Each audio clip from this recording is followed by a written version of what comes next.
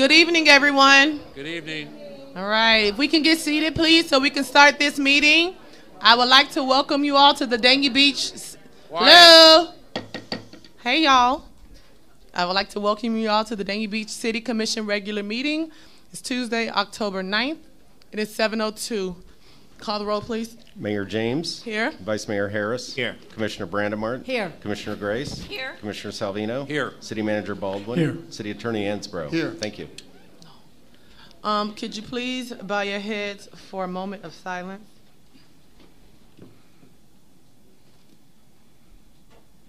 Thank you, and can you please stand for the pledge?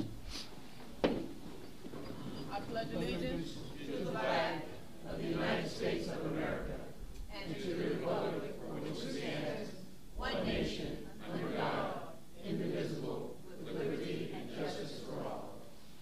Thank you, and good evening to everyone, and thank you all for coming out. We're going to get right into it. Presentations and special event approvals. The first one is for the outdoor boat show from Bass Pro Shops. Do we have any issues? There are no issues, Mayor. Move the item. Second. All in favor? Aye. Anyone opposed? Second one is an event request for the Lions Club for the Antique Motorcycle Show. No issues. Move it. Second. All in favor? Aye. All right. No one opposed? And the third one is for Ragnar Events to be held at Frost Park February 9th. No issues, Mayor. Oh, can explain. What are they going to be doing? I don't know. No. Eric, you want to come up? Eric, you want to explain? It should be in our minutes. No. I've got time tonight. Here, is this yours? Oh. So much stuff.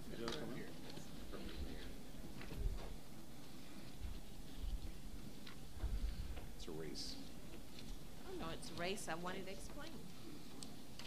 I might want to be in it. Yeah, okay.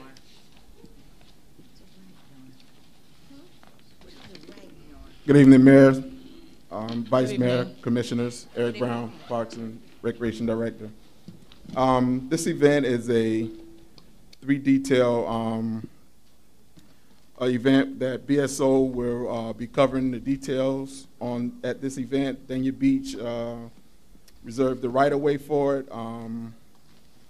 It is a BSO police deputy event that will take place at Frost Park on February 3rd, 2019.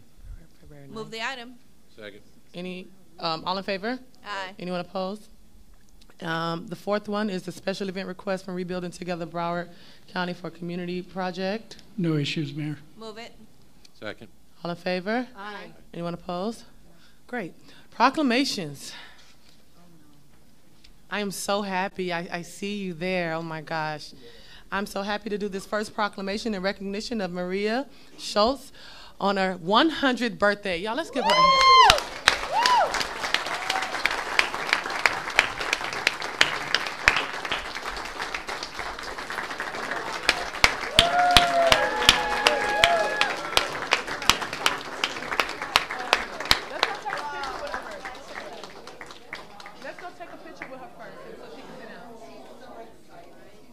Okay, we're gonna take a picture with you first, so you can sit down since they already have you up.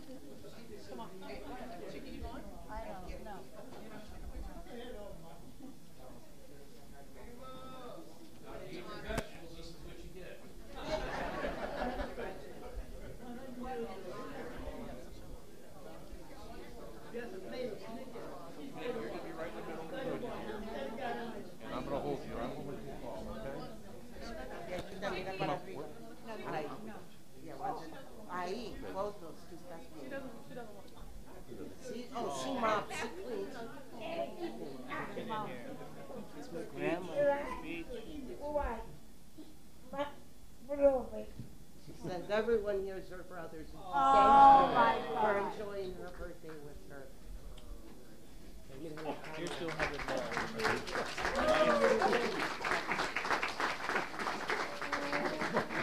Mira, it's a large garden.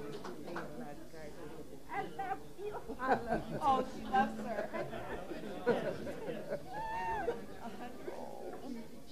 And she still mops, sweeps, and does everything. Good mama. Okay, vamos.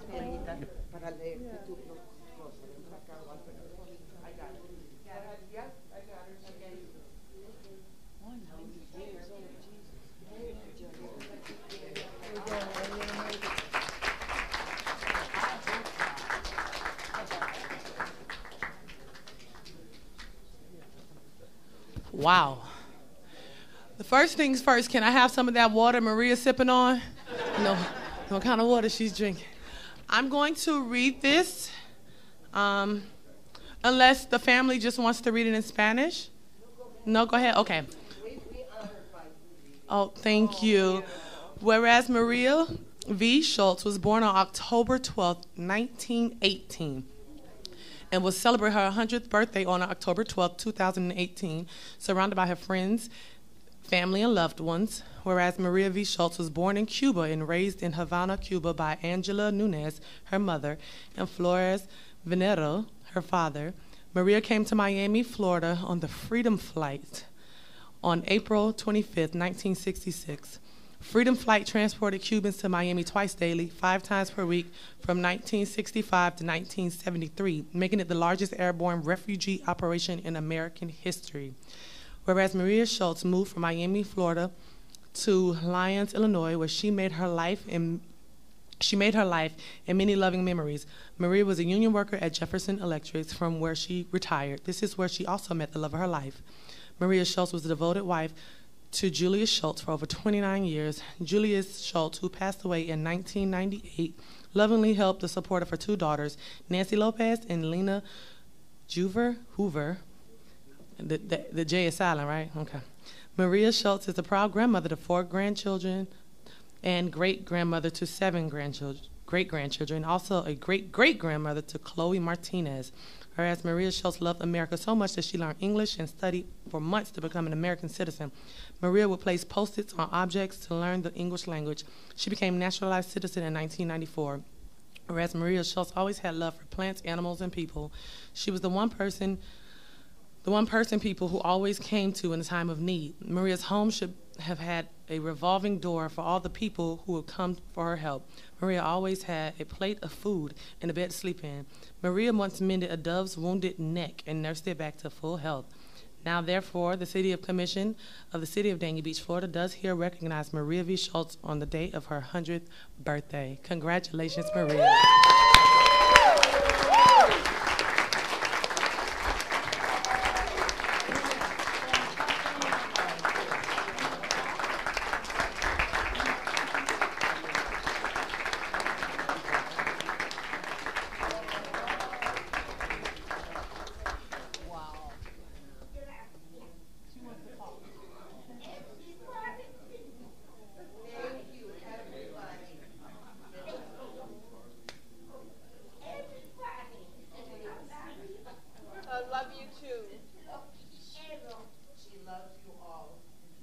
She said she gonna come.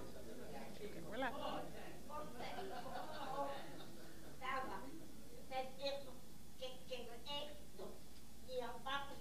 What she said is that she should be no color, no creed. We should all love each other.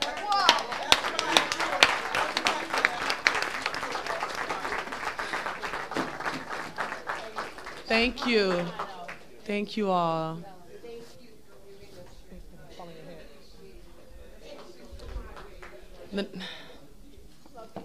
Next is Women in Distress.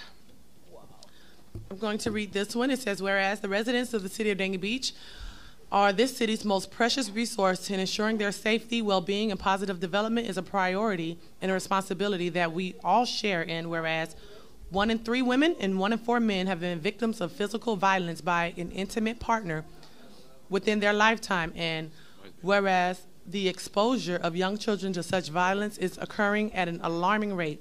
The U.S. Advisory Board on Child Abuse and Neglect suggests that domestic violence may be the single major persecutor to child abuse and fatalities in this country, and whereas providing individuals with education about healthy relationships and by changing attitudes that support violence, we work to stop domestic violence for the City of Dania Beach residents.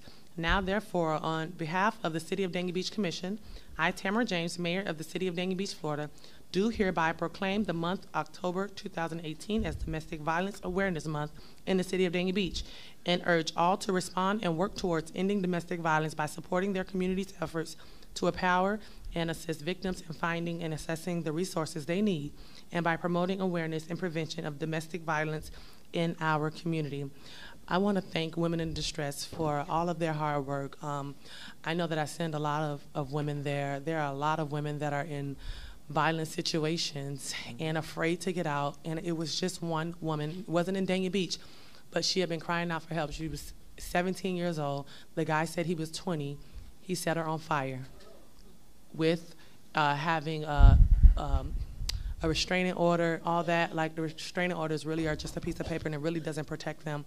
But you all provide so many resources and empowerment, and you help these women. And I just want to thank you and hope that you will continue the work with our Dania Beach women. Would you like to speak? Absolutely. Thank you. No problem. Do you want to speak? Absolutely. Mayor James, Commissioners, my name is Matt Williams, and I work with Women in Distress of Broward County. On behalf of Women in Distress, our Board of Directors, our CEO, Mary Riedel, and the domestic violence victims we serve, we would like to thank you, the City of Dania Beach, for your ongoing support for our programs and commitment to bringing awareness to this issue.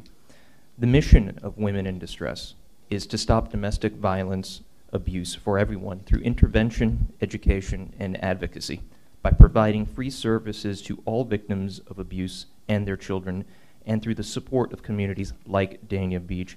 We work every day to strive towards accomplishing that mission. So thank you so very much again, as it is only by working together that we can stop domestic violence in our community. Thank you. Thank you so very much. Thank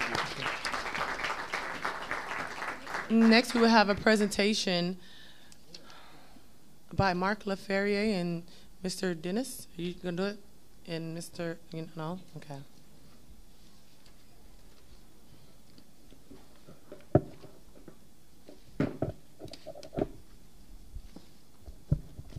Good evening, Mayor, Vice Mayor, Commissioners. Good evening.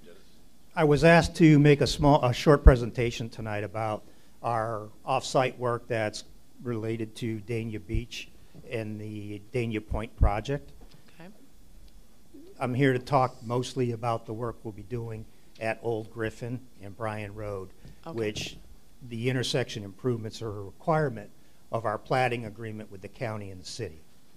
Before I started to do that, or before I start doing that, I'd like to just give you an update on where we are today. Right here you see Dania Point. Oops. Okay. Sterling Road, Bryan Road. Sterling Road, we're just about complete with all of our improvements. Our storm drainage is complete. The road widening is completed. All the traffic signals are in. The only work we really have left to do is the thermoplastic striping, and we're installing the video detection devices for the traffic signals.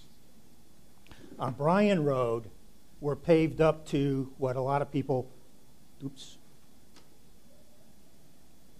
a lot of people already recognize that BrandsMart is coming. Bryan Road is paved up to BrandsMart right now. Tomorrow, we're going to finish the paving up to just south of Northwest First Street. At that point, everything is paved and ready to open from Northwest First down to Sterling Boulevard, Sterling Road. Along with this, you can see the buildings, and I'm going to hit that switch again. Our Phase 1 buildings are just about all complete. We expect to have a grand opening for Phase 1 November 1st, and at that same time, BrandsMart will be having their grand opening as well. And we'll have 6 or 7 of our smaller tenants opening before October 1st. So at that point, everything down this end of the project is pretty well complete. The next section of Bryan Road that needs to be done is from Northwest First Street up to the edge of our property, which is the north side of the FP&L overhead power lines. We expect to have that work all done by January 1st, this coming January 1st. Now, we're also, as I said, required to do intersection improvements at Old Griffin and Bryan Road as a requirement for our certificate of occupancies for Phase 2. That work is not required for anything to do with Phase 1. So this is the extent of the work on Old Griffin Road and Bryan Road. Bryan and Old Griffin. You can see from that work that we pretty much tie up that whole intersection with construction from pretty much the canal up to the right-of-way line adjacent to the mobile home park. We actually put this job out to bid to 15 different contractors. At the end of the day, we only had 3 bidders who were willing to give us a number to do this work. And the reason that, and they all qualified their bids, that the only way they would do this work is if we could fully close this whole intersection. Everyone to a bidder was concerned about the traffic maintenance issues and keeping the public safe during the construction period.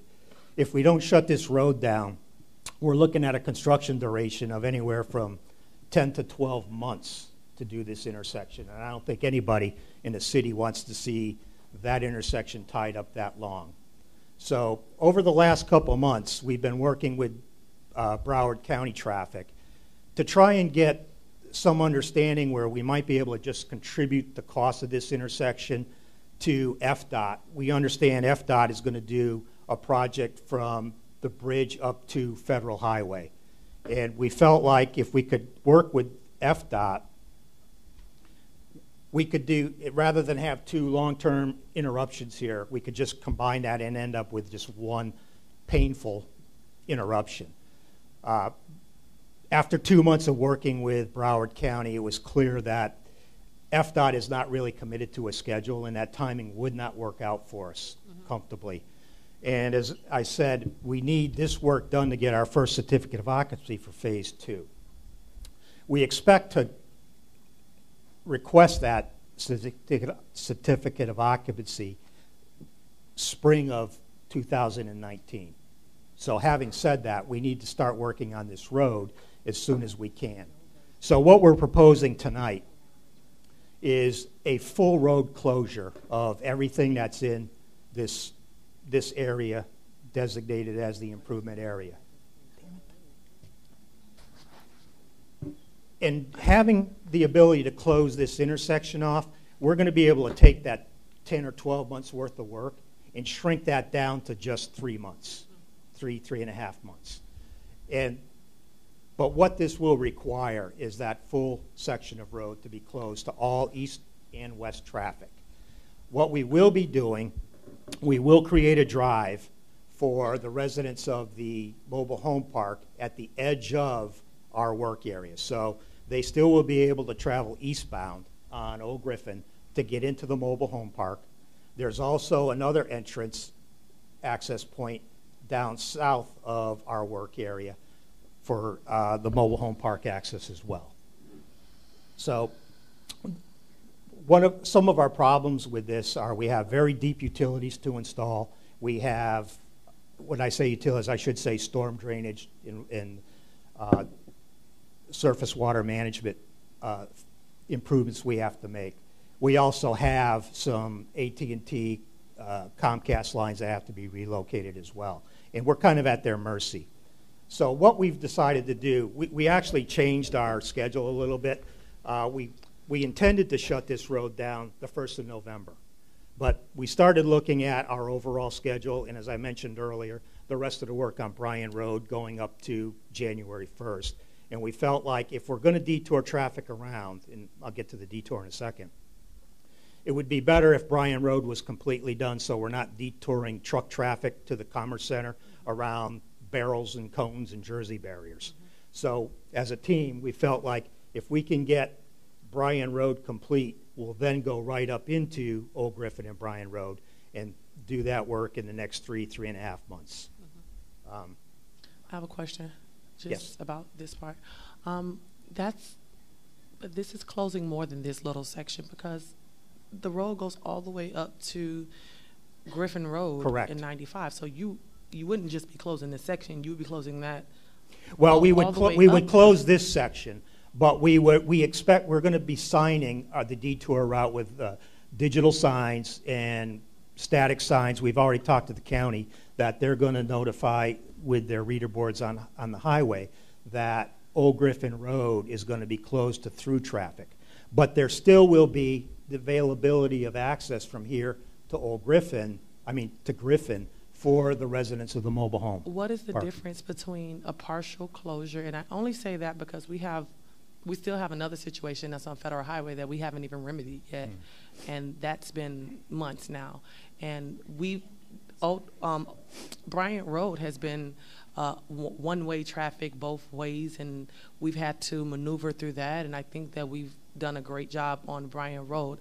I'm just very concerned. This is like snowbird season. We'll have a lot of the people that are not here now here then, and that's closing a larger majority than what this just depicts, because a lot of the traffic that comes down there, they're going to be forced to stay on Federal Highway because they can't come through that way, and vice versa. And it's going to really, really congest the traffic area in a larger portion than what's just shown. Unfortunately, if we did a partial closure throughout the course of the day, we're going to have to close those lanes so that we can have enough work hours in the day to get this work done.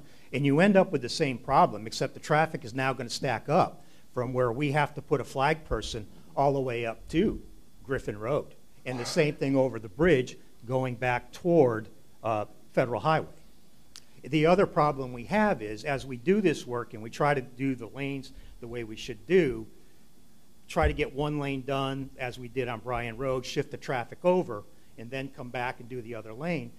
At the highest point here, there's a grade differential. We're actually raising parts of this road between 3 and 4 feet. So we're going to end up having a high road and a low road with a cliff at the edge of that road. And during the night, there's no way to really keep that area safe, even with the partial closures. And even with partial closures, there is a point for a significant period of time where this whole intersection, this section in here, has to be fully closed. So it's never really while going to that be a partial happens, closure. you're back to where you are today. I agree. Okay. I'll let you finish because they have That's- questions. So, again, we feel like the best approach is to shorten the pain period down to the 3 months. 3 months. Now, what we expect to do, and we're still working through this part of it, because we'll be working with the city and the county on the detour route, but effectively the detour route is going to close Old Griffin Road, except for the local traffic, and we'll detour around Griffin Road up to Federal. Gee, that only works on the picture. Down to Sterling, and then back up Bryant Road. If y'all can just give me a bite, because I'm going to rewrite my bike. Commissioner Salvino? Hi, Joe. Hi. You guys done a great job over there, and I just wanted to, a couple of comments on this. First of all, I agree. I think that, I'd rather see something shut down for 3 months than have it go on for a year. But the question is, and in any other contractor, I would question, say, I don't believe you, but you guys have done such a great job over there. I do believe that you will choose the right contractor to do that. Some of the concerns that I have is that you mentioned that DOT is going to do an improvement from Federal Highway to your project going westbound. I know that was in the plans of the MPO that was coming up with the sidewalks and bike lanes, from what I bike lanes on understand, Griffin yes. Road. And the one concern that I have is that those businesses on Griffin Road, east of your project, they have to have accessibility. They cannot be shut down completely because they'll go out of business. And there's been business there for years. You're talking on Old Griffin. I'm talking Old Griffin Road. Yeah, that traffic can still get down there. Okay. Our actual but shutdown area will I be know at where the your bridge. shutdown areas, but does We'll DOT be at the going to bridge. coordinate with you? Maybe they can do half the, so they're, it's already going to be, it's going to be happy for them that the traffic will be cut in half. Is DOT going to work with you at the same time to do that? No, that's what we had hoped was going to happen. Okay. Because that would have been the best solution of And all. the other- But yeah. again, Just DOT. they don't have their timing in place. Apparently, there's still potentially some right-of-way Okay. that has to be secured. And, All right. from what I'm told with FDOT, if they don't have the funding for the acquisition of the right-of-ways Okay. immediately available, they may just put the project off further and further. Okay. And that's a big problem for us because we expect to have the lion's share of 500,000 square feet of retail opening next Right. Christmas season of 19. I got you. The last question on that, though, was, you know, Old Griffin Road is Old Griffin Road, and it is used a lot because people that know the area do take that cut back and get off the federal highway. One thing that I don't know if Mark or you or somebody can contact, you know, DOT again, you know, you're going to have to work on the traffic signals up at Griffin Road and Federal Highway because it does not allow enough traffic to go through there, and if that is stacked up there at that time, you know, from that road being shut down, they're going to be lined up all the way back to 95. That's a good point, and we can approach FDOT Okay. on that. That's all. Thank you. You want the lights on? Or Commissioner Grace? Yeah. One thing I want you to take in consideration, I'm sorry. No, I was telling Tom. Okay. One thing I want you to take in consideration, you've got the marina, you've got Max Towing, you've got Park and Ride.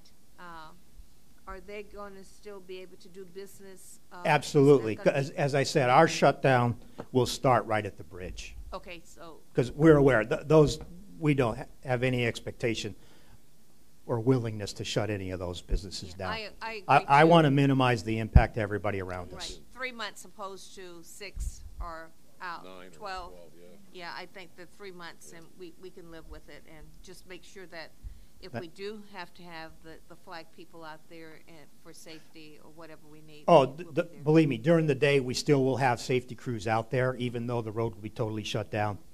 Because you're always going to get a renegade who's going to want to think they can drive through Right, there. right. Thank you. Commissioner Brandon Marty? I'm also for the shorter span that Thank it's you. closed. Emergency services, they were all, you know, you all discussed this together, like say something happens. We haven't talked to them yet, but we Would will. you We please? still have a lot of coordination to do Yeah. with the MOT, the management of traffic plan and the detours and so on. So we'll work hand in hand with Yeah, that's BSO. very important that you do that, Yep. okay? Thank you very much. All right. Is there any? I make a motion, we pass it, Is Mayor. it motion? Okay. Do you have Second. all in favor? Aye. One opposed? All right. Thank you very much. You're welcome. Citizens' comments. We have none? Great. Surprise. All right. I'm moving right along. Okay, thank you. Thank you, Joe. Bye now. Thank you. Public safety reports. Hey, Joe, how you feeling? Good evening, Mayor, Vice Mayor, Commissioners. Good evening. A quick report tonight. Recently, we received a speeding complaint along Southeast 5th Avenue. We deployed our speed trailer out there. We're conducting a survey to see how many vehicles actually speed for the next 5 to 7 days. It records every vehicle that passes by, so we'll have a better idea of what we're dealing with: time, date, time of day. I'll slow down. Just joking. Please Just do. Kidding. Just kidding. Because most of the complaints we get, we end up pulling the residents of that neighborhood over, and then they get mad at us. But it's the nature of the beast there. Our crime suppression team recently addressed several complaints we've had in the northeast and southeast sections of the city. We made 1 felony arrest, and we did 6 field interviews, and we're going to continue that throughout the coming weeks. We did that because the trend continues to be unlocked doors on vehicles. We also saw a couple stolen valet key fobs. Again. So everything's reverting back to these key fobs: stolen vehicles, unlocked doors. And we did a study. Over 50% of the vehicle burglaries are unlocked doors. 50%, and that's not only here. That's the going trend everywhere. Recently, the sheriff introduced what's called the Safer Watch app. It can be on. You can find it on Google Play, or I want to say the App Store on your iPhone. And what that is everyone's heard of the see something, say something. This is see something, send something. It deals with the schools. All Broward County schools are listed on this app, and you can provide real-time information of what's going on in the hallways, whether it's bullying, a non-emergency situation, suspicious person, a rumor. Hopefully, if there is an emergency, you call 911 and not play on your iPhone. But this is an opportunity to provide real-time information to law enforcement via the app. So we've got a lot of good feedback on it. We've recovered weapons, knives, guns, and whatnot. Not so much here in Dania from it, but we're trying to continue to spread the word about this app because it is very useful. The sheriff recognized the enormous amount of growth that we've had here in Dania, and he filled all our vacancies for us. So I want to thank you all and him. So now we're fully staffed. Good. And we're looking good. You didn't hold my position for me, did you? Yeah. Well, you got to wait a little while longer. October 31st, Halloween, from 5 p.m. to 8 p.m. is the annual Fall Festival and National Night Out Against Crime over at C.W. Thomas Park. So hope to see everybody out there. And that completes my report. I have a question. Hearing you say crime trends, what are our crime trends? Like, have we decreased or increased in certain areas in the neighborhood? Is there a report that you all put together that we could probably see? Sure, I can give you percentages whenever you want. When I say the crime trends, if something's on the rise or we're noticing more of one thing, it's going to be our automotive burglaries, our burglary conveyances. Yeah, I just want to see if we're going like up or down in certain neighborhoods and how we're moving and yeah, stuff. That's no problem. I get a printout every Monday morning, and if I notice something more of that, I step it up and get it bi-weekly to make sure we're addressing situations in whatever area we're experiencing. Okay, thank you. I don't have anything. Thanks. We have anyone for fire? No, we don't. Okay. Consent agenda. Do we have any pulls? Make a motion. Second. All in favor? Aye. Anyone opposed? Public hearings? 9-1, an ordinance of the City Commission of the City of Dania Beach, Florida, amending Section 27-4 of the City Code of Ordinances dealing with procedures on change of ownership or occupancy of premises, amending Section 27-6 of the Code dealing with authority and grounds for discontinuance of service, amending and renaming Sections 27-9 so that sections cross-connection, control, and backflow prevention of the City Code of Ordinances, amending Section 27-20 of the Code dealing with turning on and shutting off of service connections, providing for severability, providing for conflict, further providing for an effect. This second reading was continued from July 24th, August 28th, and September 11th Commission meetings. The issues have been resolved, and it's now ready for adoption. Why was it continued so much? We had to work out details with special counsel and the finance department on how water, these are for what's called backflow prevention, and had to deal with what duties did the finance department have to deal with, and we resolved them by taking those kinds of things away from them and just dealing with what's called the Florida Administrative Code that will govern this kind of when you have to do these cross connections. Okay. This is a public hearing. Anyone to speak for or against this? Motion to continue October 23rd next meeting? No. We want to approve it. This is to adopt tonight. Make a motion to approve. You want to approve it? Yeah, this is ready to adopt. It was continued from the last meeting. I was just asking why. I'm sorry. They fixed it? Yeah. It's been fixed, yes. Okay, all right, okay. Do we have a second? Second. All in favor? Aye. Anyone opposed? Okay, the next item is expected to be continued to October 23. I'll read it just in case there's anybody here who wishes to speak. A resolution of the City Commission of the City of Dania Beach, Florida, approving the variance request VA 5918 submitted by Pop Florida Properties LLC, doing business as Popeyes, for property located at 506 South Federal Highway in the City of Dania Beach, Florida, as legally described in Exhibit A, a copy of which is attached to the resolution, providing for conflicts, further providing for an effective date, continued from the September 25th Commission meeting, and is proposed to be continued again until the October 23 Commission meeting. Okay, I have a question to the commission about this. I know we spoke about not giving them this variance because they still haven't done any work. I mean, I'm sure we all noticed that they haven't done any work. My question is, if we don't give them this variance, how does that leave the Popeyes looking? If they finally get it done, do we wait until they finish it to give them the variance, or we just let it look raggedy in our city? Commissioner Brandon? Yeah, why haven't they paid the violation fee yet? Does anybody know? Commissioners, Mark LaFerrier, Community Development Director. I'm not aware of a violation fee on the property. It says there's a closed violation fee that has not yet been paid. Closed. I would have to ask them why they haven't paid that. Okay, thank you, Yeah. Mark. Commissioner Savino? Yes, thank you, Mayor. You know, I understand what you're saying, would it hold them up or not? you know, the fact is that they haven't done anything. We're not holding them up. They're holding themselves up. Yeah. No, that's not my question. My question is, when they finally do it, Yeah. I'm not sure of how it affects their project, of how it's going to look in our city. I can tell you That's that it. they're already prepared. They probably already see how we operate. They know that their templates are made for Popeye's Chicken. I know that a sign company from ordering signs from my store can be made within 30 days. I think that they need to show some effort to clean up their building. Their building looks horrible. Not what I'm. That's Yeah, not I what understand. I'm saying.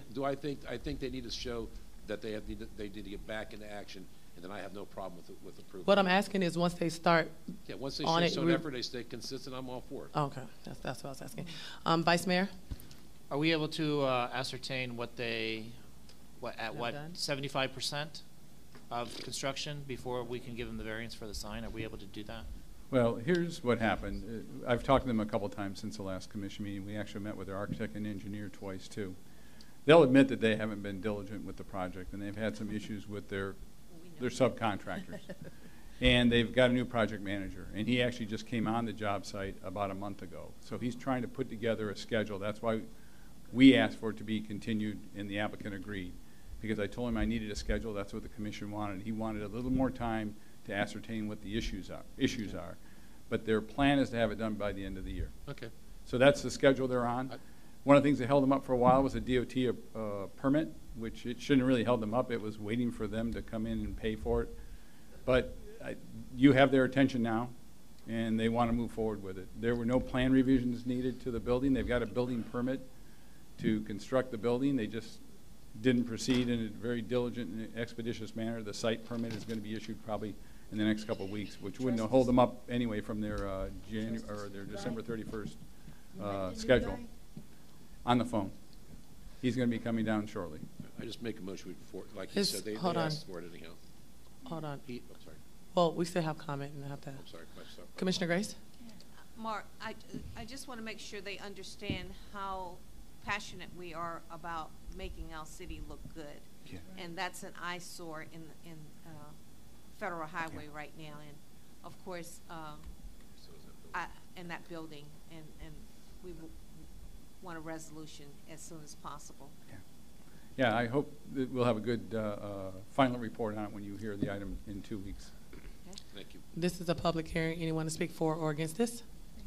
Okay. We're making a motion to extend it to the next meeting, October 23rd. Second. Yes. All in favor? Aye. Anyone opposed? All right. Discussion and possible action, street renaming policy. Mayor, Mr. Donnelly has a PowerPoint. I believe this is the third time we've brought this policy and made changes that the commission asked for. All right.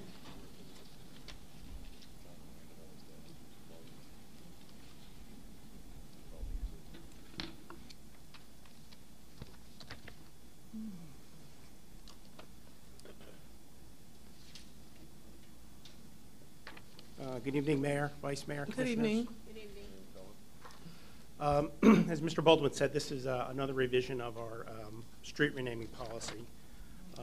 You asked, last time we were here, you asked to physically see the changes that were made in the document. I just want to say that this policy is an attempt to sort of standardize the process for the users and for the commission. So those who are, it'll give direction to those who are evaluating it and how to evaluate the merits of a petition. But ultimately, the street renaming policy is a commission decision. The policy is not a sort of a race. If you hit all the hurdles, you get to rename the street. It's really to show support through a process to allow you to know who supports a street renaming or a street code designation. That's what the process is for. And again, ultimately, it comes down to the city commission if they wish to do that. Not all elements in the policy that's in your backup will be discussed here tonight because we've discussed them previously. So I'm going to talk about the goals of the revised policy, show you the latest revisions, just do a little graphic on the burden of support that we're going to be asking from the petitioners, and just a little bit on the submission, notice, and hearings, and just a little bit about the final determination. So this is the goals of the revised policy coming from some of the issues we had with the old policy. It's a simpler petition guidelines for the petitioners. They'll know how to proceed in a more clear manner. The compliance standards that are going to be verifiable by staff. The last compliance standards were X amount of percentage houses within a quarter-mile radius of a street. And really, you know, we're leaving it up to certain people to determine what was a quarter mile, whether they lived there or not, whether they're residents. It was just impossible to really say whether anybody met that burden of proof. So we're moving from a proof support by numbers or percentages, which is objective, which normally you would like to have, to a show of support, which is really subjective. How many people in the community, whether they live here or they don't live here or they're part of an organization, support the name change? We're going to use a hearing style that is what we use for variances, what you've started here tonight. And it's going to go through the Community Development Department. We all know how to do that. They know how to do that. You know, it's clear. You know, there's notices in the paper, there's signs that are put up, and there's mailings that go out. The policy also catalogs the recognized streets that have been renamed or co-designated, so there's a listing of them so you can see. And it distinguishes between street renaming and co-designation. This is important. I think a lot of people get confused. As you can, I put a graphic up here. Is this how you do it? So this would be a co-designation, one that we've actually used. Southwest 23rd Terrace, that's the official name, but the honorary name or the co-designation is Barker Lane, right? So that doesn't change anything for anybody living there. It's more of an honorary title, which you've seen. You've seen some of these around the city. Then there's the renaming of a street. And this is like if you move, you would change your address. You'd have to let the post office would have to change post office notices. Residents of business would have a financial impact because they'd have to change stationaries and contact all their billing people who they bill with. And another important one is E911. The E911 system is computer generated, so that system would have to get changed. And if any of you use a voice over internet protocol for your phone, you'd have to go back in and change those because those are all computer generated. So a street renaming, we've made a lot harder because you want it to be a little bit more difficult because it's not something you want to do every day. So the latest revision, as we talked about for the street renaming, you had concerns about having a notarized statement for the people who live on the block, saying that it's too burdensome. So what we've asked, what the city attorney suggested is that we do a sort of an affirmation on there that I affirm that I live there. We're also asking, you had asked that they be identified voters, so they have to give their voter registration when they sign the petition. So I have a question about that. Sure. So even if they're a property owner, but they don't have a voter's registration card, it could be because they have committed a crime in 1905 and they've done their time. That's why we have Amendment 4 on the ballot. Or what happens if they have a voter's registration but they don't live in the city? But the people who've actually lived there, what if it's a street that's been there for a very long time? What I'm asking is, if they don't have a voter's registration, they can't have a say on the petition? Absolutely not. No, I don't think that's. I'm going to get to the burden of proof. But this is one of the things that you had asked for. And when we put voter registration, you know, you may have an owner who doesn't live in the city, but they still may be registered to vote. The reason why we wanted to do some type of verifiable for the owners is because we want to be able to actually, if they sign it, tie it back to a document where you can say that person lives there. But when you say they would have no impact in a saying, the process that we're looking to use, like the variance process, would be advertising 2 public hearings between the P&Z board and then back to the commission. And what we're going to use is a standard of support. So if you were a felon and you actually couldn't vote, there's nothing that stops you from showing up, and you probably should show up to the hearings and let the P&Z board know, or write a letter of support, or be part of an organization that would support it. Or if you don't support it, coming out and letting you know. The idea is to show support or lack of support for an application for those decision makers. So, and then those are 2 residential petitions, the property owners, which is going to be a small segment of the people who live on that block. I mean, it's not a very big petition. Then there's the residence petition. And what we've asked there, if you're going to sign the residence petition, that you be registered in the city to vote. That way, we'll be able to check to verify that they're actually registered voters. So those are the changes that we've made in the policy, and we use the strikeout and the underline to show you how it's changed. So I was getting to the point of burden of support. So rather than percentage of people who support it within a quarter mile, we're looking at really a political process here. So the city commission can either say yay or nay to a name change. So we review the numbers, and we want people to come out and actually support the name change. So if you get your neighbors together, you come out, you go through the hearing processes, so people know you support it. They would sign the petition if they live there. So the petition isn't the only mechanism for showing support. You can get letters of support from community groups, from other people, and put them in your package. So the idea of it going from the P&Z board and ultimately the commission would be that you'd be able to read the petition and know your neighbors, you know your residents. You'd be able to see who's supporting it and not supporting it. A lot of the petitions, I think, when I did a report and sent some of those over, you couldn't read them, we couldn't read them. You didn't know who they were, where they lived in the city. So under the code designation burden, you still have a fee. They've got to complete the application and a public participation. Now the code designation, the reason why I used a scale here is just to highlight the fact that the code designation has less of a burden rather than the renaming. So you can do a petition of support, but in that petition, we want people to clearly state who you are and what your affiliation is with the city. Like, I'm Joe Smith and I work at Dania Beach Casino. So you know who they are, what their affiliation with. Or they live on that block and that's where they live. So you clearly would know who's supporting the petition and not just a random list of signatures. Mayor. Okay. Commissioner Grace? Colin, let me ask you a question, as long as we're talking about the balance of the scale. If I have, hypothetically, a person wanting to rename, say, Northwest Fifth Avenue to a certain name, is it necessary for the people that are signing the petition with their voter's registration card to just live on that street, or can anyone in the northwest section of the city of Dania Beach be in support of renaming that street? The second part, yes. So if you're going to rename it, there's two portions of it. Oh, I don't know if I can do that. There's the petition of the property owners, meaning the people who actually live on the street and own the property, not a renter. And then there's the residential petition, meaning anybody in the Northwest, or really anybody all over town, would be able to sign that part. Gotcha. And again, they'd have to, for a name change, which is a bigger burden, we would want them to be registered voters. Again, so you would know who's supporting it and who's not supporting it. Commissioner Savina? Yeah, Colin, just in a summary from what he showed us so far, can you go back to the other slides where the names of the plates were? It's right here. The code designating of where your street address that's already been out there and the Postal Service has it and everything else, that's a simple way of leaving the street name there, and then to designate it to a name.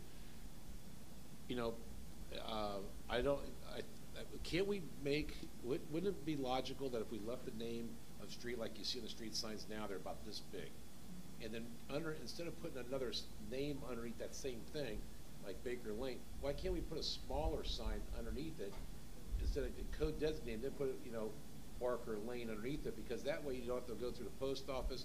There's not a lot of work. We don't have to change it, but make that person's name visible, that whoever we're trying to do it, that we're trying to It's cost more money. but we're not really renaming the street, but their name is on there. But if you hide the name, or you put on there like Monroe Udell, now you've got a name change, and then it becomes a lot of work. So I'm proposing that we keep the name of the street that the post office is designated as already, and turn around and either put a second plate underneath it, a little smaller, of the person's name that you want, Joe Blow Street, whatever it is after that. That way the people look on top, they know that that's the real street, but that street is named after that person. I just think it's an easy way not to go through all the hard work of That right there, that first one, that Barker Lane, it's much bigger than what is depicted here. I think that was still here for exaggeration purposes and maybe to show us. That's right. Take a second plate. It just costs more money. Yeah, but how much does it cost? I don't know. Well, I think, during my research, I look at name street. A lot of cities do them, and a lot of them do it a certain way. Some do the honorific plate, and it's different, and they mount it right underneath. So you would have, and that would be on a code designation. They do it that way.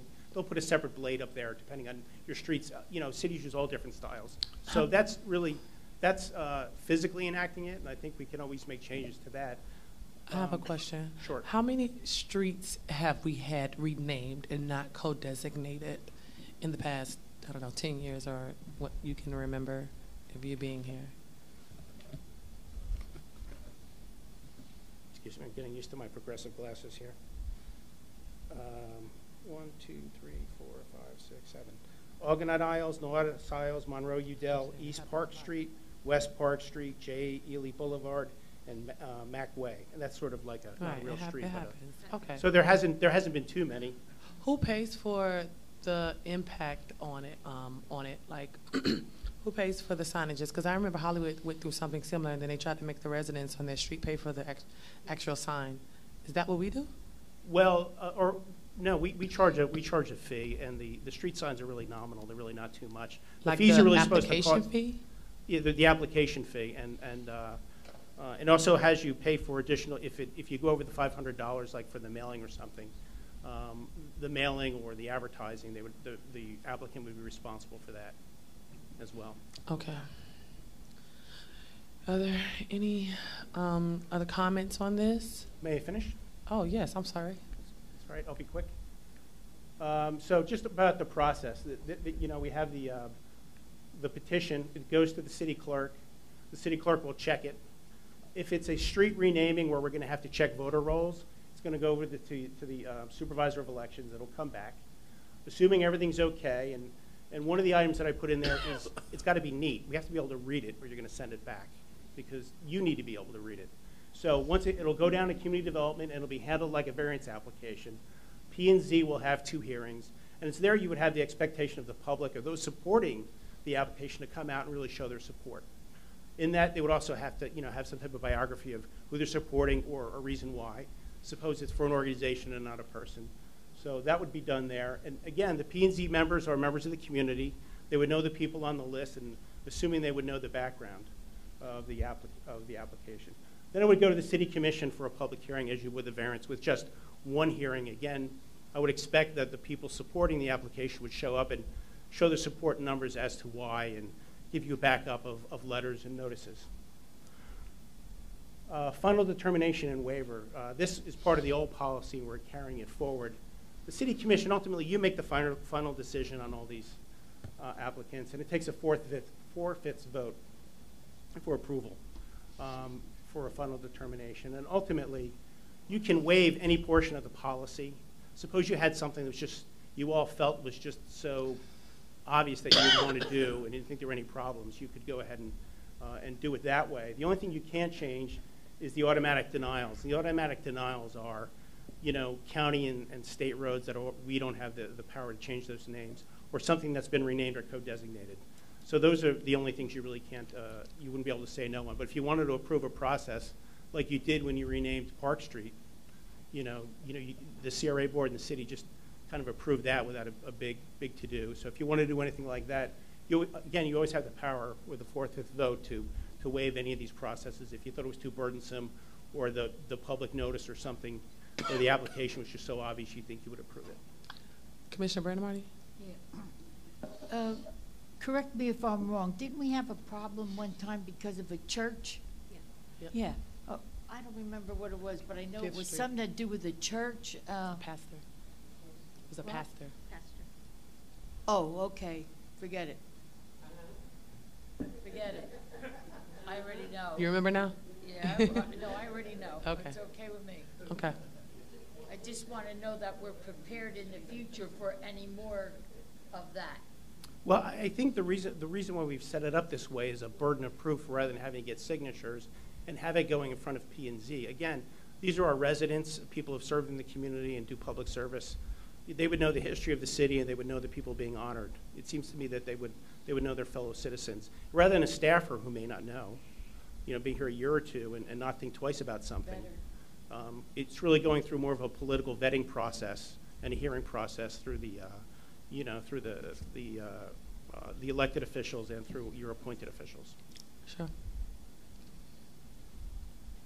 So what I'm hoping is that you'll approve these, and we'll And if you do, we'll get an application. I know I've been contacted by a few people out there who are looking to do a co-designation. So you may Okay. see some of those come. Thank you, Colin, for that presentation. Nice. Commissioner Grace? One question, Colin. If we approve this tonight, because we are going to have some families that are going to be coming before us asking for name changes of streets and so forth, how much longer after we approve this can they come before us? Or can they start working on their petitions now? I think it would be maybe 2 weeks to just put together a template petition. What we want to do is standardize that and just put the rules on and load it right onto the internet. Okay. It's fast. That's good. All right, do we have a motion and a? Move the item. Second. All in favor? Aye. Anyone opposed? All right, yeah, I just got shut down, hold on. Commissioner comments, Commissioner Brandon Marty, I'm sorry, my computer just restarted. All I want to know is about the November meeting.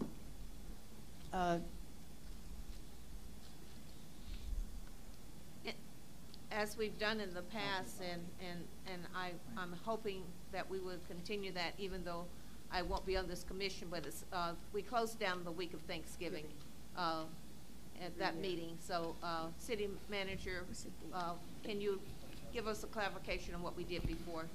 Typically, you cancel the second meeting in Yes. December and November. This year, I believe you have a meeting on the 13th. 13th and the then a 19th. swearing in on the 19th. Swearing in, right? Correct. And then the second meeting, I believe, is the 26th, to 27th. So after the meeting on the swearing in on the swearing in is on what date? The 19th The Monday. 19th. After that meeting, then we close down for November? Correct. And That's what you do every year. yeah, Yes, it's up to you. that's what I'm sure my fellow commissioners Right. would like to do. So what was that date then? The- 27th. That we're not having a meeting. Okay. So do we have a motion to cancel? Second. Make a motion. We have a motion to cancel the 27th of November. Do we have a second? Second. All right, all in favor? Aye. All right, anyone opposed? Why don't we do December You must do 2 the as long same as thing, us- Bobby. Oh. I believe you already. We already canceled did. I think we already did this earlier in the year, Yes, ma'am, right? that's correct. Well, Yeah, we already did this early in the doesn't year. make any difference to me. I won't be here anyway, but I'm just trying to cover you guys, okay? Appreciate you. Yeah, the Christmas party, yes, okay. So, Commissioner Brandon Marty, it's your comments. Oh, nothing. That's all I was Oh. commenting on. Commissioner Grace? I just want to thank everybody. It's been a long day for me. This is my 4th meeting, but this is a very passionate city. I love you guys. And I think Maria said it better than anybody in this building. Yeah, she said, no race, no creed. We're all one.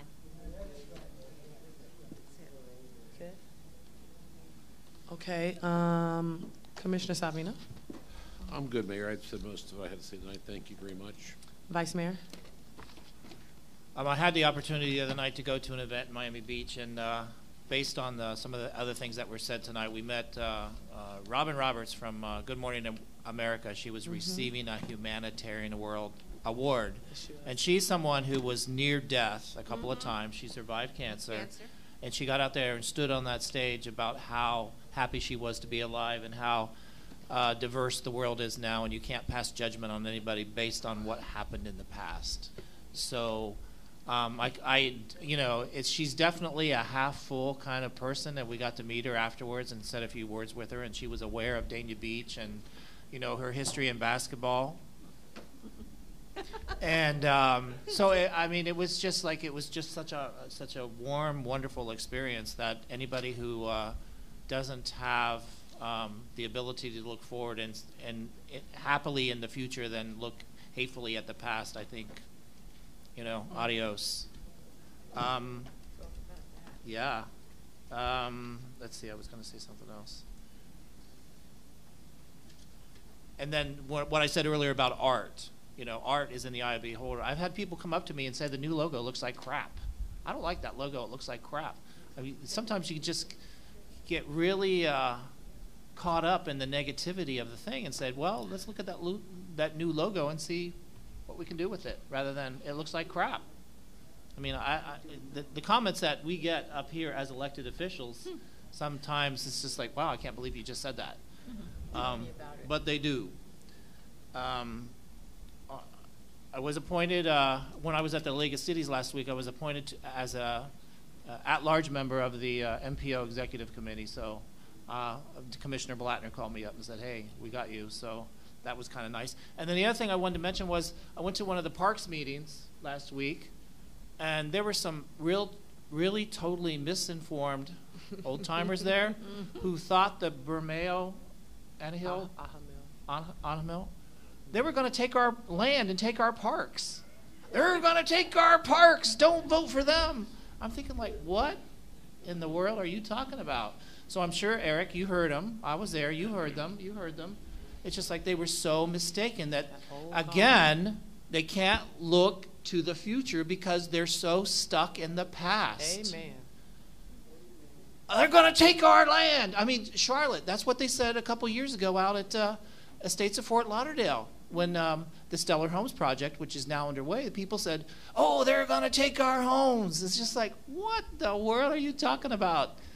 But everybody needs to stay informed, stay up to date, do your homework, and just be positive. If you have a question, there's plenty of people here to ask. I mean, I'm talking to people all day long, and so you know what? Be positive, be polite, and do your homework, and stay informed, and just be happy. No one's going to take your home. They're just not. Thank you. Commissioner Grace? I wanted to ask the city manager and finance department. I asked for this in March, and of course, I'm still asking.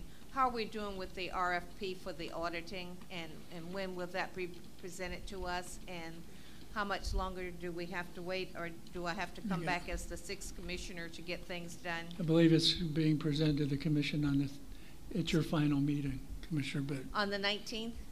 No, the 13th. I'm sorry. On the 13th. Nikki?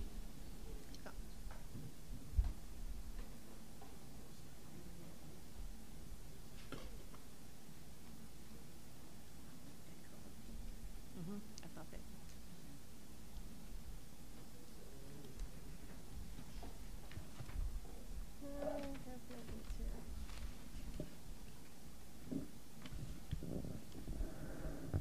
Nikki Satterfield, Finance Director. Yes, we have the RFP has been completed. It was put out to bid. It was actually published on September 29th. All of the proposers have 4 weeks to get the proposals in. It's due on October 26th, which gives us the audit committee about 2 weeks to go ahead and evaluate all the submissions that are here to bring a resolution to the commission on the 13th. The other thing I want to ask you, are we going to be voting like we normally do, first, second, third, as a commission? Or I think the way that the statute reads, and now we're all pretty familiar with this statute. Are you, I want to clarify, are you talking about the order of voting or the? When you bring back recommendations. Right. When you bring the recommendation to us, when we pick the three that we think, and then. You want to clarify the statute? Yes, the way the statute reads, and because I've read it like a lot of times now, is that they'll come back, since money is one of the issues, the statute says, then the commission shall, the board comes back, the committee, with one recommendation. Okay. Who comes back with one recommendation? The committee comes back and says the highest ranked person or firm is this person. If you disagree with that, and you want to reach down to another person who's not ranked, another group or whatever, that you don't get three, you have one they will bring. Only one. No. I have a question. Actually, the way the statute reads is that the audit committee will bring to the commission the top 3 ranked firms. Thank you. Why aren't we the audit committee? We used to be the audit committee. But we used to be the audit committee, correct? Let me finish the. Okay. Let me finish. The way it reads is that the audit committee will rank all of the firms. The top 3 ranked firms will come back to the commission. The city commission is to select the top ranked firm, and if they do not, they need to disclose why they are not choosing that firm, and then they can choose and to go down to the second ranked firm, and then the third and the fourth. That's the way the Florida statute reads. Okay, my question. Why aren't we the audit committee? We used to be the audit. Wait, let me ask you this question. Did the city used to be the audit committee? I mean, I have the answer in front of me. I'm just trying. The commission. The city commission appoints the audit committee. In 2013, the city commission was the audit committee. I pulled up, I tried to see when when changes were made, and it specifically states that the audit committee was comprised of the mayor, the vice mayor, and the 3 commissioners. What changed? My question is, I'm worried that it's a conflict of interest because the audit committee, the people that's auditing our finance department, and you guys are choosing who's going to audit you and bring us back a recommendation when the commission used to be the audit committee. So I don't know, is that not true? I tried to bring to you in March, I recommended an audit committee on March 27th. Okay, the audit committee is comprised and should be comprised of people who have the financial expertise to actually know what to look for in an audit committee, which means you need to have access to financial experts who know how to read audit reports, who know what is required of an auditor in the field as far as being in compliance with all of the governmental requirements, including your GASB and FASB pronouns, as I brought to you. The GFO recommended audit committee composition, which is typically somebody from your management staff. It can be the actual city commission if they feel that they're knowledgeable enough to do that. I recommended at the time that it be comprised of the assistant city manager, the finance director, and 2 other finance directors from another city. At that point in time, we don't have to revisit the whole thing, but we know that it was not the city's commission will, that they wanted to appoint the existing auditor, which we felt we could not do under the Florida statutes. Okay, my question is— On is July 24th, when we brought back to you the Attorney General's opinion after 4 months, at that point in time, the city commission agreed and voted to have the finance director, the assistant finance director, and the finance director from Lighthouse Point be the audit committee. You told us to get the audit done, get the RFP done, get it out to bid, which we've done in a 60-day time period. We have no vested interest in handpicking an auditor of any way, shape, or form, and I think to suggest that, in my opinion, is very disrespectful. Well, I'm not suggesting anything. I'm stating the facts. In 2013, the audit committee was the commission, and now it's not. The so audit I'm committee just is asking. not. I was asking why it changed. It changed because the city commission appointed the audit committee. You did. Yes. I'm not through. So my final question to you is that when this is brought before the commission, this commission will make the final decision as to who will be our auditing firm. Is that correct or not? This commission will have to make the decision who the audit firm is going to be based on the recommendation that is brought to you from the audit committee. They're going to bring us one recommendation. Okay. All right. But they have the ultimate decision. They're going to bring us one recommendation. No, we will bring you the top three. We don't have to accept that one recommendation. Am I correct? You do not have to accept the recommendation, but you will. Because I want 3. That's what I want. You will be bringing you 3. You do get 3, Bob. Okay. Again, just so the statute indicates I have to bring you the top 3 ranked, no less than 3. That's what I want to hear. Which is what we'll be bringing. But if you find in the top 3, it's not a firm, so you prefer a firm that's not in the top 3, you can reach down beyond the top 3. Yes. But you must express a reason why. I know that. Okay. But that's very important under the statute. But I believe you have to reach down in chronological order. Yes, you do. You have to go from 1 to 2 to 3 to 4 to 5 to 6. Okay. However, we don't even know how many RFPs we're going to get yet. And one last question about this. Why is it that the power is that the audit committee has to go through staff to get through the commission and not vice versa? Because that changed as well.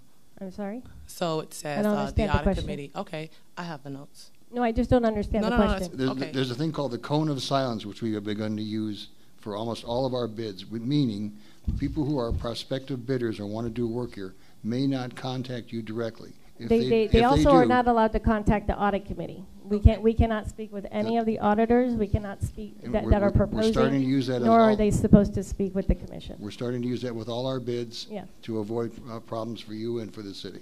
So people cannot contact you. If they try to contact you, you should not accept the calls or the emails or the offers to meet. It's called a cone of silence. They are told in the bid, do not contact the elected people, the people on the committee, or anybody else other than the one person that's in the bid, the RFP, who is the coordinator. That keeps everybody else a nice, clean operation. And we have made every effort to ensure that does not happen. Any contact, even the RFP itself, with anybody is actually being done through the city clerk's office. We are not in participation with anything going out with the bid whatsoever. Thank you. Okay, I'll ask you my questions later. It's not. Okay. It was Vice Mayor. Are you finished?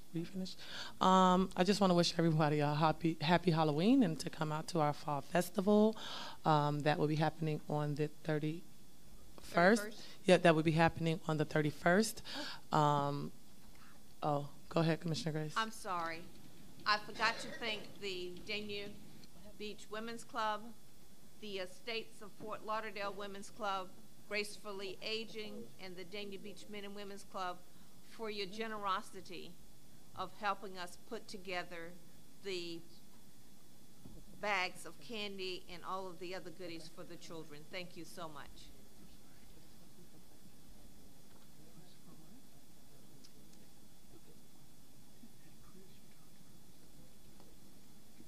I also wanted to share, we had a fabulous homecoming for our football team at C.W. Thomas Park.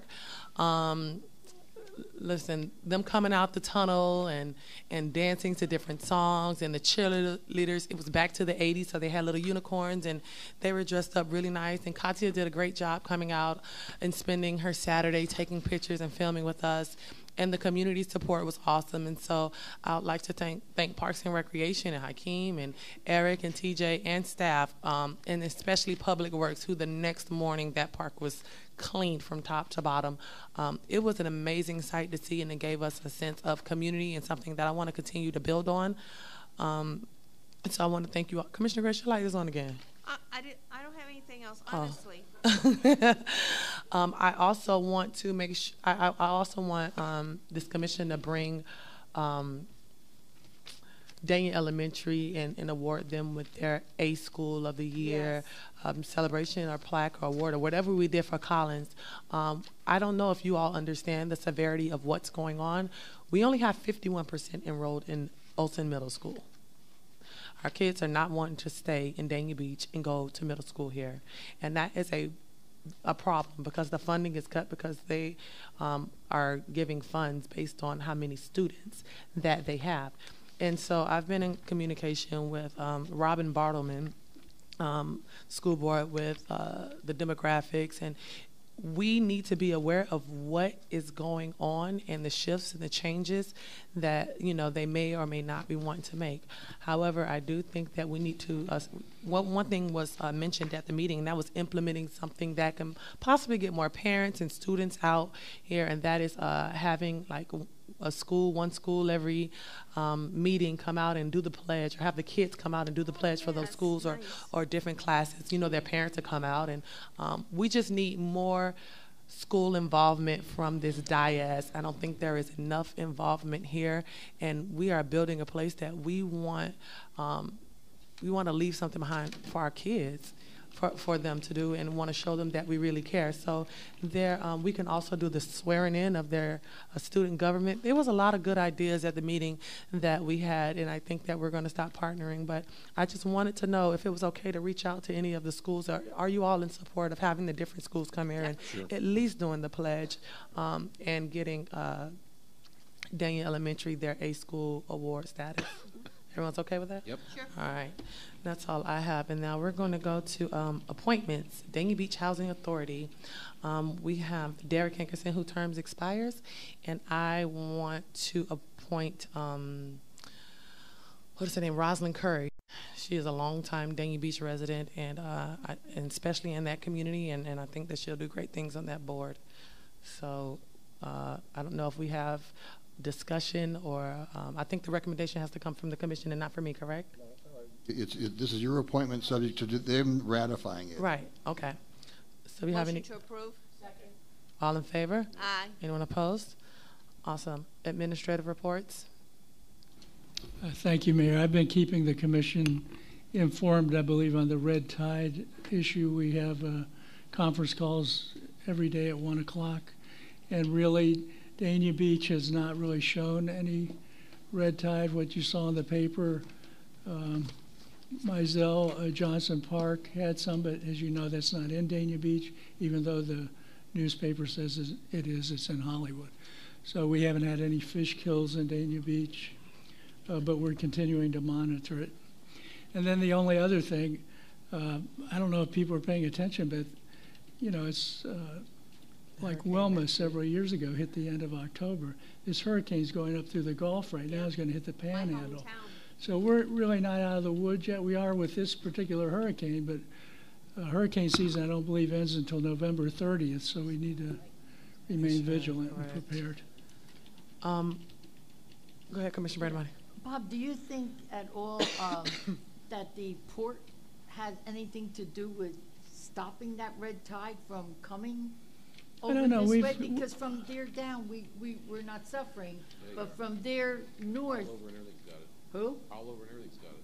Who? All over. All over. There have been fish kills in other cities. I take that one back then. We really haven't had fish kills, and we've Yeah, wondered if maybe the current that keeps the sand off our beach may be keeping dead fish off our beach too. I don't know. I really don't know.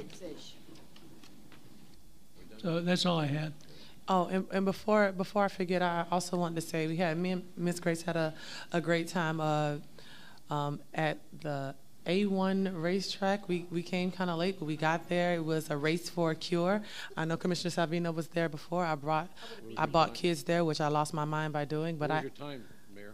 I won. What was your time? I'll tell you. I have it in my car, but I bumped people out the way. I was in second place. I was like, I'm gonna win. I want to know the time. Oh, okay. I was going fast, but it was me. I can't. Oh, did you come in first? No, I came in last. Came in first. Oh, so you just mad? Yeah, okay, that's okay. But you raced all the little kids. I raced on the big track. Over there. I raced on the big track. My son and my god kids raced on the small track.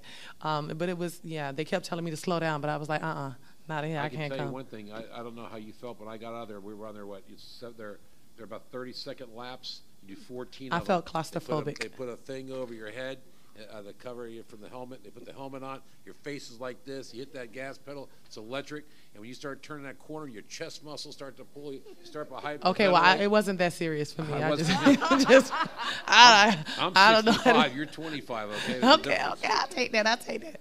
No, but yeah, we had a great time. A younger woman was in front of me. I bumped her rear end and made her spin around, and so I came in first place. So. Probably didn't throw you out. Commissioner Brandimani, your light is on. No, it's not. Okay, not anymore. City Attorney? Nothing to add. Clerk, reminders? Meeting reminders, Tuesday, October